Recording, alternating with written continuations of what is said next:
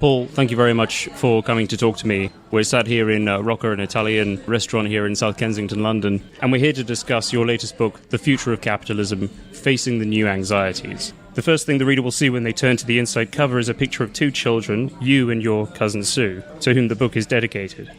You and Sue were born on the same day, but your lives took very different paths from about the age of 14. Could you tell us how this story correlates with the wider concerns of the book? Yeah.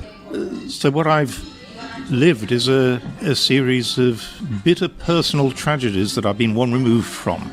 And those tragedies happen to coincide with the terrible rifts tearing our societies apart.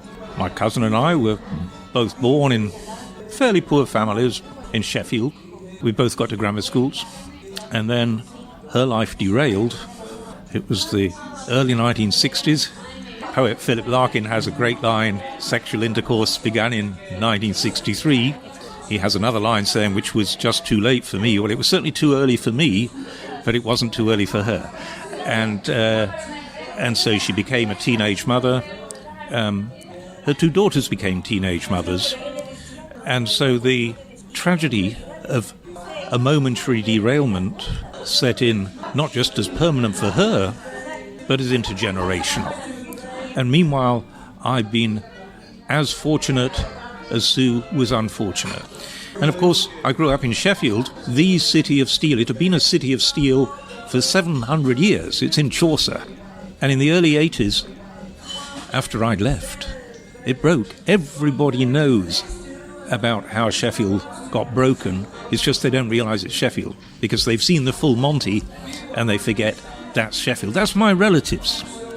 And that's the other big divide that's opened up, the big rift in our societies, is between the booming agglomeration, here we are in London, and the broken cities, of which Sheffield is an example. And that is true not just in Britain, it's true across the Western world. Yes, I watched the Full Monty in preparation for this interview. I was 9 when it came out in cinemas. I do remember it, of course, being a major blockbuster, but it's a very moving film. Now, in order to explain some of the new anxieties, you give an analysis of the ideas behind social democracy, which from about 1945 until the 1970s worked pretty well in practice because of the social fabric that girded society after the Second World War. Tell us a little bit about how these ideas emerged at that point in history. Well, I think what guided our future immediately after the Second World War was the same principle that had guided us in the first derailment of capitalism, which was in the 1840s. If I may, I'll go back to that derailment, that first derailment. And that happened exactly in the northern English cities because that was the birth of industrial capitalism. Industrial capitalism made people much more productive. They flocked to these new factories and became more productive. That's the good news. And the bad news was that what people hadn't realized was when you bring masses of people together in cities, you get sewage mixed up with drinking water, you get contagion of diseases, and the food that people are eating readily becomes rotten because you've no storage. And so life expectancy in these cities collapsed, absolutely collapsed. It was never very high by the 1840s. In rural areas, about 33 for a labourer. But in the cities, it fell to 19. I spoke to my grandmother on the phone the other day, and she was born and grew up in Bradford, once the engine of Europe, if not the world. Yeah, absolutely. And during the call, I asked about her memories growing up there, in particular the significance for her of one former resident of the city, a man called Titus Salt. She had a lot to say about him, and he's a bit of a hero of yours too. For the benefit of those who've never heard the name, who was Titus Salt? Titus Salt was an industrialist. He was an inventor, and he became the biggest industrialist in Bradford. And then he became a mayor. He was mayor in 1849.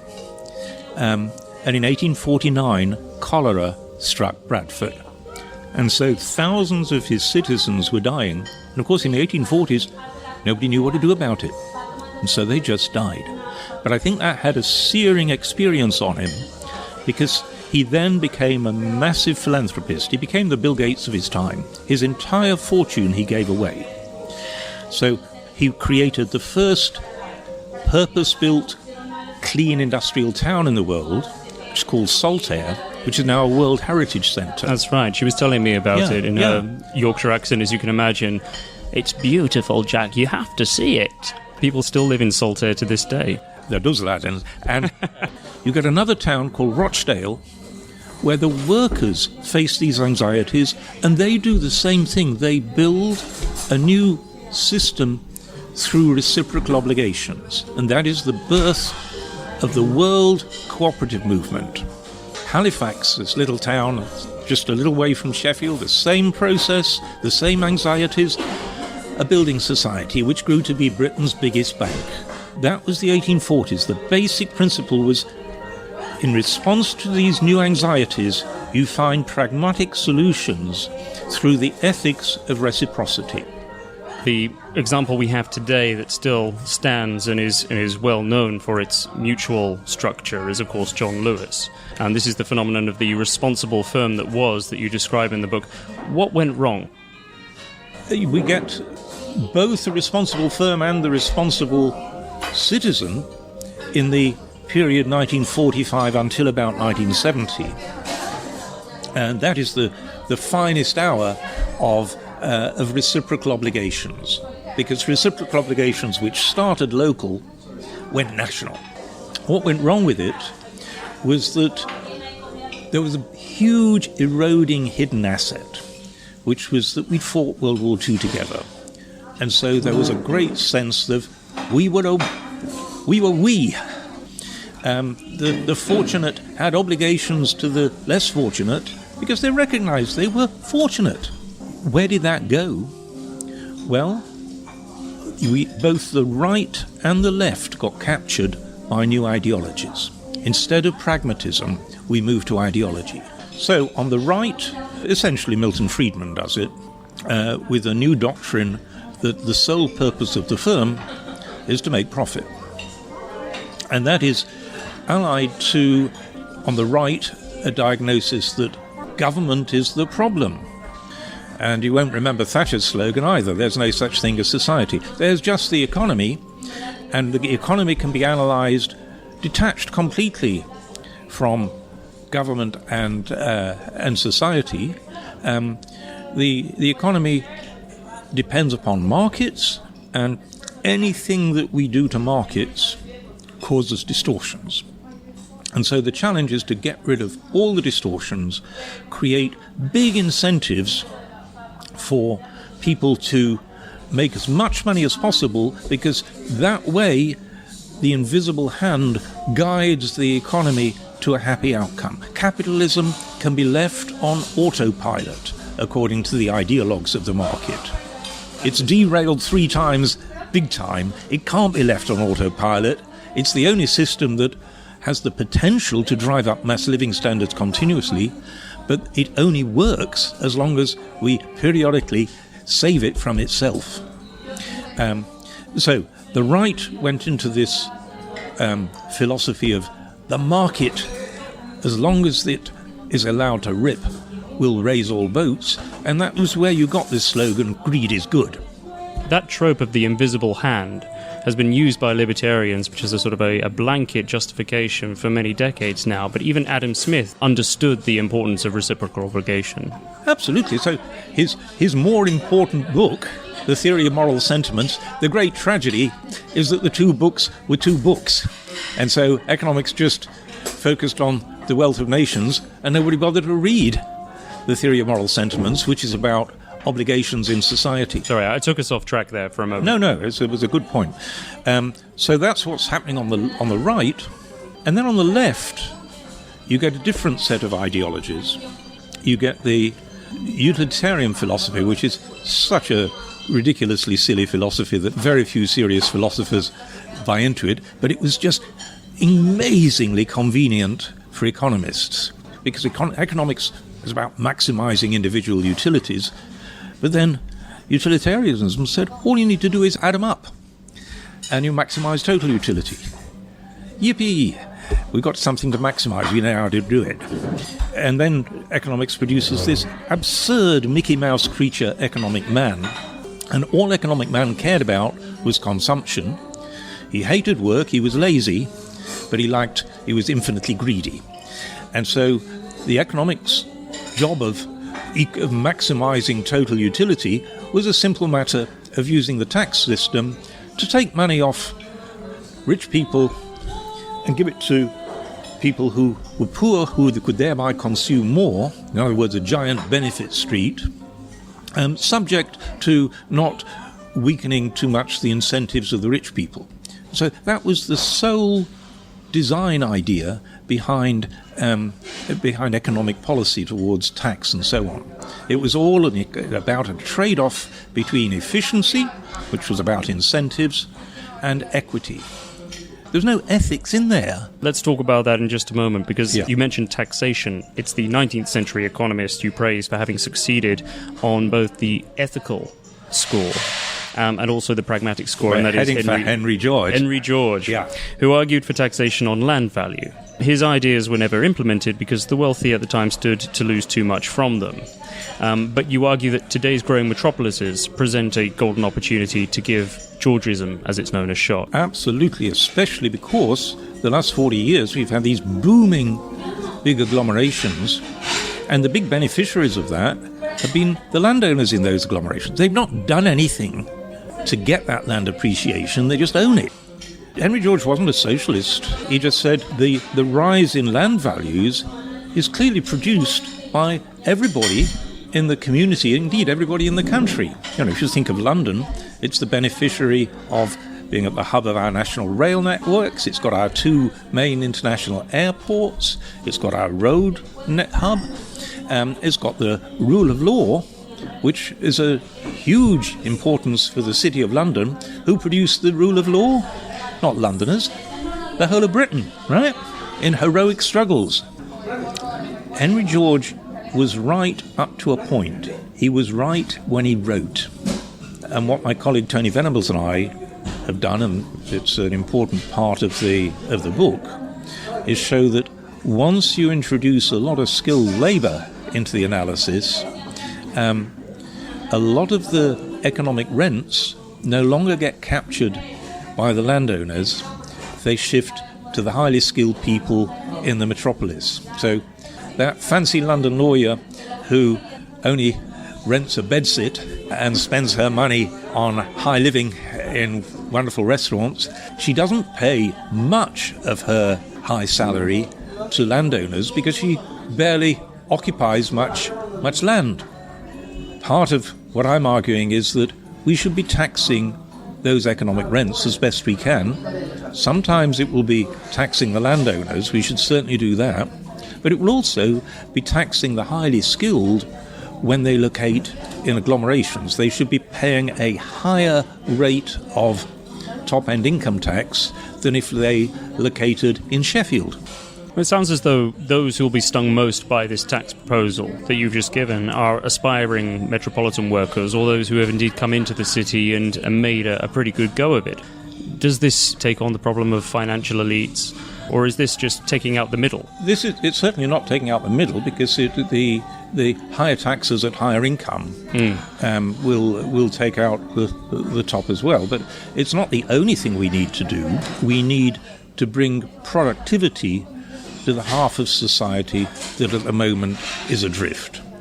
And that is partly investing more in the skills of the less cognitively gifted half of society, and it's partly a matter of bringing firms to the cities that have been broken. Both of those are feasible. Other countries do them. We don't. Let's go back to that term you used in the book, and that is social maternalism. What is social maternalism, and how does it serve society better?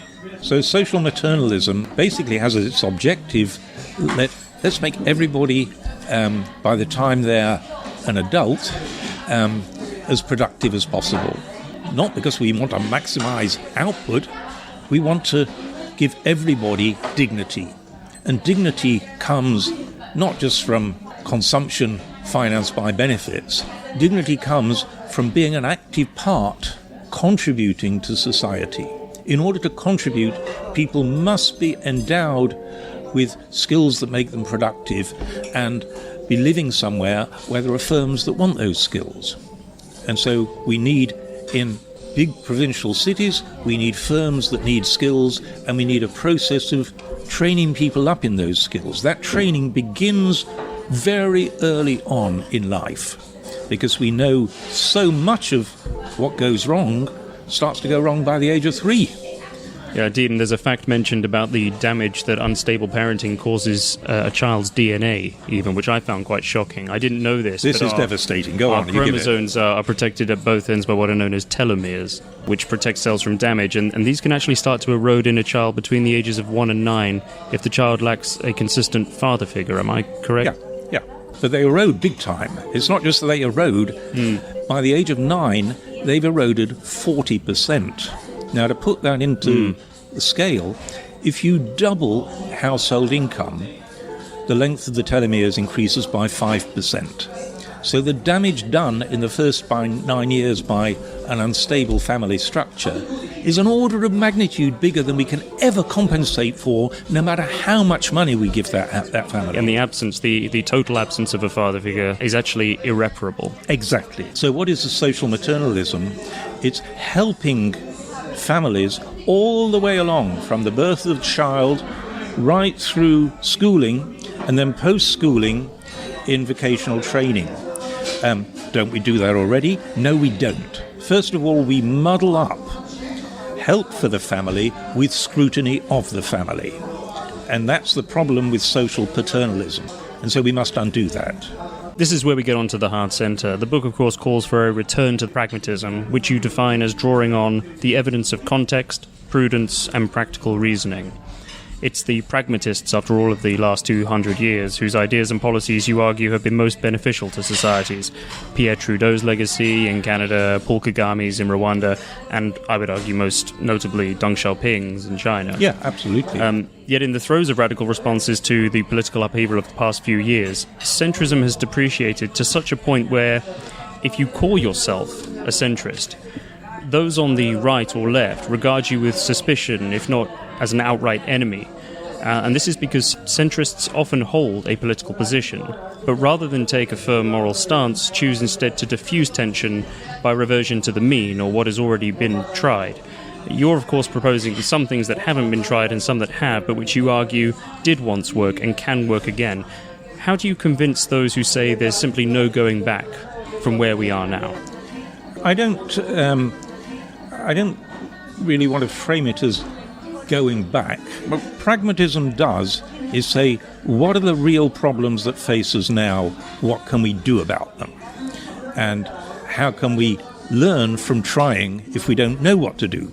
And at the moment, within our society, the two big rifts are this down escalator that the manual workers are on, and the decline of a lot of provincial cities. Those are the things that need fixing. These are by no means impossible to fix. They're much less serious than the first two derailments of capitalism. It's just that for 40 years, we've not got round to fixing them. And that's why ordinary people have finally mutinied, which is what we're facing around the Western world. Brexit. Trump, Gilets jaunes in France. As with all mutinies, they are anger at neglect and abandonment. They are not forward-looking strategies. And so we are reaping the consequences of the loss of trust in the centre, because the centre has got captured by these ideologies of utilitarianism, of victim groups and that sort of thing, rather than of actually devising practical solutions to these things. Yes, but given that one of the lessons learned by the team that ran the Clinton campaign of 2016 was that the Democrats fundamentally underestimated the utility of emotion, the politics of rage, ideas that are now being spoken of as essential to winning the next US election, for example, how can the hard centre be made popular without becoming populist? Yeah, so we have to embrace the concept of belonging. People want to belong. They want to belong to a community, they want to belong to a country. Right? And we know that belonging to place is a hardwired emotion that even predates the human species. Right? nations are about the biggest group we've ever managed to build as a common identity group. Of course, what we've allowed to happen by neglecting belonging is that the notion of the nation has been captured by the fascists. The fascists don't mean nation. What they mean is, we are the nation and you're not. Yeah? A genuine sense of nation includes everybody. We're all fated to be in the same place, in the same polity, and so we have to belong together. We have to build this sense of shared identity so that over that sense of shared identity we have a we, which can then build these reciprocal obligations. Paul, one of the things that really worries me is that the last time I felt patriotic was last year during the World Cup. People coalesced around this idea of a we for a very short period of time. However, it relied on adversity. Other countries want us to fail. We are going against other countries in the World Cup. What the we relies on is an enemy. That was the we that coalesced at the end of the Second World War. Does this worry you as well? There's always that danger that a we will turn aggressive. It is by no means inevitable. You know, at the moment, most people think lives for their children will be worse than their own. That is an absolute disgrace in a world where technology is rapidly taking potential living standards upwards. And so there is the big unifier, the we of common purpose, common endeavour. We all have a role in building a better future for our children. If I had to point to a trademark feature of your writing, it would be the distinction you often make between two forces perennially at war within us, both collectively and individually, that of the headless heart on the one hand and the heartless head on the other. Which do you find yourself most guilty of letting ensnare you, despite your best efforts? I guess I'm closer to the headless heart. There was one moment where the second generation of my cousin, two little kids born to a teenage mother, were in terrible straits, and we adopted them. And rather comical, because my wife is a sort of ex-economist, but she was the one who started to think, what are the costs and what are the benefits? And I said to her, but we can't take an existential decision like that on the basis of costs and benefits. You know, a moment has arrived, we've got to do something. And to her eternal credit, she thought about it and said, you're absolutely right, we're going to take these kids. We never regretted it, but I guess that was the headless heart. Paul Collier, thank you. Thank you.